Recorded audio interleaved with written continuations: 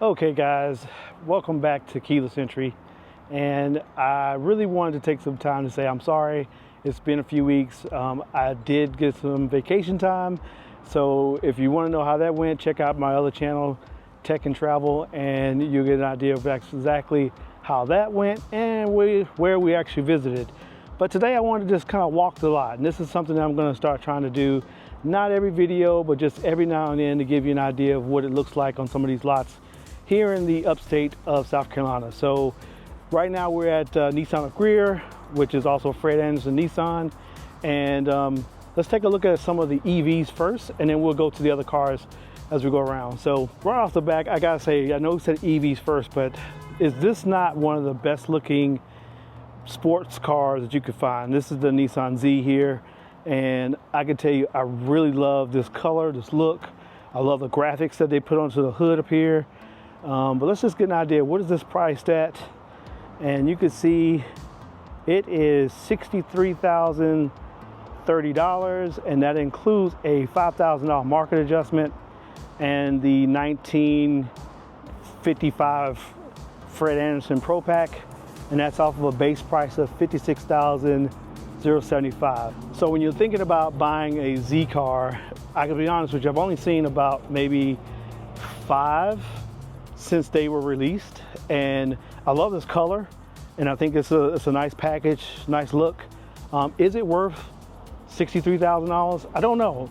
I do know that some people were getting market adjustments as much as $20,000 in some of these states, so $5,000 doesn't sound bad. I'm a type of person, I don't like market adjustments, so I still think it's something that you can try to negotiate off of, especially if they're having trouble selling it.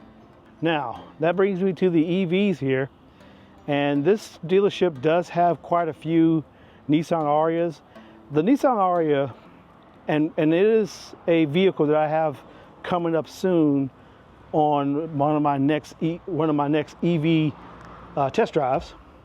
You can see we've got quite a few of them, right? And Fred Anderson here has said that they will be probably likely able to, put me into one for a little while and kind of get an idea on the test drive. But I've always been impressed with it. I think the Aria is actually a nice looking EV.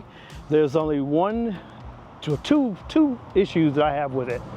One being that this particular car, has so many trims that it's like 7 or 8 different trims that you can kind of pick out.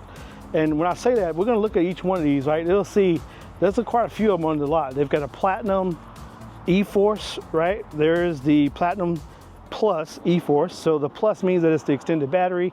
E-Force means that it's all-wheel drive. Then there's the Engage, right? We got the Engage. And then as we kind of go around to the back here, this is the Engage E-Force. That's just 3 model types right here on the same car. And that could be a little confusing for someone who's looking to buy an EV, trying to figure out which trim makes the most sense. There are other versions of it that look pretty good, but there's something about the way this car looks. It has a very aggressive look to the front, I think, very similar to the ID4, but in my opinion, it looks better than the ID4, 100%. I like the way the headlights are done. The daytime running lights are a nice little kind of a zig onto each side of the panels. You got your fog lights here, and then the one thing that the ID4 has better, I think, is the tail lights. Like there's the ID4, and then you've got your other aspects of this car that stand out. The plastic or the black trim is actually gloss black and not a flat muted like the ID4 is. So there's some things about it that just looks really good. So here's another one. This is the Platinum Plus E-Force. So once again, like I said, we got a lot of different trims for the same vehicle, and it just makes it very confusing for people when they kind of look at one. Here's a Platinum Plus E-Force as well. Now I love the wheels on this guy. These are some really nice wheels. So if we kind of look at this guy, which one is it? It is the Engage Plus E-Force. So if you see where I'm going here, there is something about the styling and everything else that stands out to be a good plus. And hard to see in here because they did put tinted windows on pretty much all of the Arias. But this particular model, let's see, This one is going for, hard to kind of see in there, but this one's going for $58,235 after the Fred Anderson Pro Pack. So that means the base sticker price is $56,280. So I can tell you, in my first impressions of this car, I love this color. I think it's a really nice color on it. I like the wheels on here. Because it's the Engage Plus, you get, I think, up to 300 mile range. It's right at 300, maybe 295, something like that. But then there's some things about it that doesn't bode well, right? It doesn't look as good over time. You know, we can see, like all EVs, their brakes do tend to rust up a little bit because they're not used that much. And let's be honest, these cars have not been probably test driven that much either. That gives me just something I want to let you guys know. When you're coming to test drive or look at any of these EVs, you know, or going to any car for that matter, not just the EV, just know that there's wiggle room for you guys to negotiate a price. So don't come in and accept the best price. Use the dealership's websites to your advantage, because I can tell you a lot of times those dealerships have really good pricing discounts already on the website, and it's up to you to bring that up. Because a lot of times if you just come in off the street and you see a car that you like and you start looking at it, so you need to kind of come with your ammunition ready to go. And by ammunition, I mean really just take your time to go online and look at that car. If it looks like it's the only car like that Z car up there, you may not have as much leverage to negotiate, and that's something that you have to keep in mind when you're talking to dealerships. But when you got, what was that, 7 Arias that I can see, 8 Arias that I can see, they actually had 14 at one time, so there's a good chance there might be more out here. Here's the EV that started off a Nissan, the Nissan Leaf. This is the SV Plus. Once again, plus meaning that you have the extended battery range. I have mixed feelings about the Leaf. I'm not a big fan of the way it looks on the inside.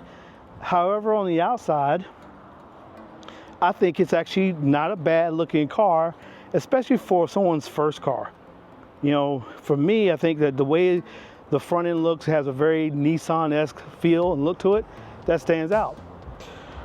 But it still uses CHAdeMO, which is, you know, the charging port is right here under that front panel. So you just pop that panel up and it's got the old CHAdeMO charging standard. So the best that can charge was 100 kilowatts. So it's not a really good charging car. Now let's look at the car that Nissan does sell quite a bit of, and that is the Nissan Rogue. You know, the Rogue is one of their best selling cars, and we can see they have a ton of them here. So if you're looking for a good deal on a car, the Nissan Rogue might be a good one for you to look at. And I can tell you, I love the color choices of some of these. Some of these are really nice. Some people don't like the Rogue because it does have a 3-cylinder turbocharged engine in it. I personally don't mind it because as long as it gives you good gas mileage. But some of these guys, the Nissan Rogue actually has a really nice interior now. It looks really good. I wish I could kind of open one up for you to see, but it's a Sunday, dealership's closed, and I just wanted to walk the lot in peace and not have to worry about someone asking me any kind of questions. But you can see we've got Rogues everywhere, right? I've got a ton of Rogues here. There's probably at least 20 Rogues that I can see. The Nissan Altima, Nissan Maxima, which has been discontinued now. Those are also cars that kind of fit this same type of bill. Hard to find a Maxima actually, but we go down a little bit further and we look at the Pathfinder. If you wanted something bigger than a Rogue, you've got the Pathfinder. You also have the Nissan, I don't see one. Yeah, I don't see another one out here, but this is just some of the cars. Now, this lot actually has an overflow lot, which is right across the street behind the main building, and that's where you might see some of the other cars out there. But across over here, you've got the Sentras, the Versas, the Kicks. So all of those are across the way over here, a couple of trucks with the Frontier and the Titan. And that's Nissan of Greer, or should I say Fred Anderson Nissan.